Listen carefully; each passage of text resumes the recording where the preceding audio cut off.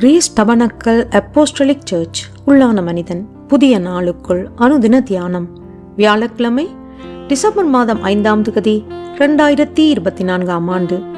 இன்றைய தியான தலைப்பு தேவ சித்தம் நிறைவேற இடம் கொடுங்கள்.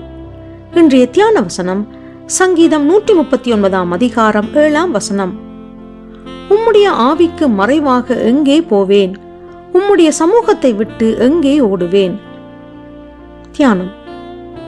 அமித்தாயின் குமாரனாகிய யோனாவுக்கு கர்த்தருடைய வார்த்தை உண்டாகி, அவர் நீ எழுந்து மகா நகரமாகிய நினிவேக்கு போய் அதற்கு விரோதமாக பிரசங்கி, அவர்களுடைய அக்கிரமம் என் சமூகத்தில் வந்து எட்டினது என்றார்.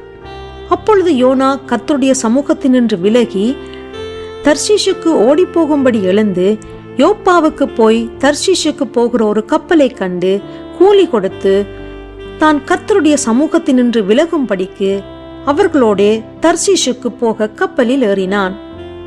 இந்த மனுஷன் கர்த்தரை அறிந்தவன். அவன் போகும் வழியிலே கடலிலே அவனுக்கும் கப்பலிலே அவனோடு இருந்தவர்களுக்கும் ஆபத்து நேரிட்டது. கப்பலில் இருந்தவர்கள் நீ யார் என்று கேட்டபோது யோனா அதற்கு மறுமொழியாக, நான் சமுத்திரத்தையும் பூமியையும் உண்டாக்கின பரலோகத்தின் தேவனாகிய கர்த்தரிடத்தில் பயபக்தி உள்ளவன் என்றான்.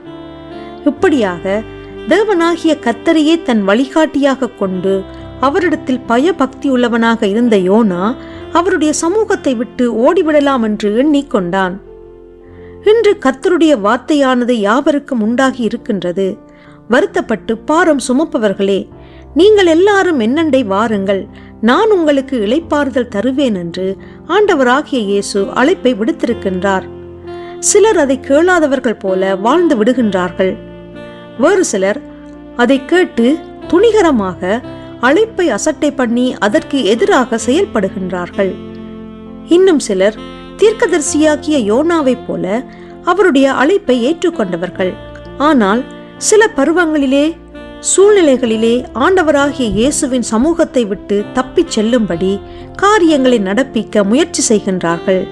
அதாவது தங்கள் கொள்கைகளை தேவனுக்கேற்றவைகளாக மாற்றாமல் தேவனானவர் தங்கள் கொள்கைக்கு உட்பட்டு செயல்பட வேண்டும் என்று தவறான எண்ணம் கொள்கின்றவர்களாக இருக்கின்றார்கள்.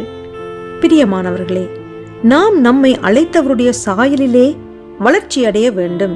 எனவே தேவனுடைய அருமையான அழைப்பை அசட்டை செய்யாமல் வழிகாட்டும் தேவ வார்த்தைகளுக்கு இடம் கொடுப்போமாக. ஜெபம் செய்வோம். அன்பின் தேவனே, உம்முடைய வார்த்தைகள் என் சுய கொள்கைகளுக்கு உட்பட்டிருக்க வேண்டுமென்று எண்ணம் கொள்ளாமல் எல்லா சூழ்நிலைகளிலும் வார்த்தையின் வழியிலே நடக்க எனக்கு கிருபை செய்வீராக. இரட்சகர் இயேசு வழியாக ஜெபிக்கின்றேன். ஆமேன். மாலை வாசகம் சங்கீதம் 25ஆம் அதிகாரம் 4ஆம் வசனம்.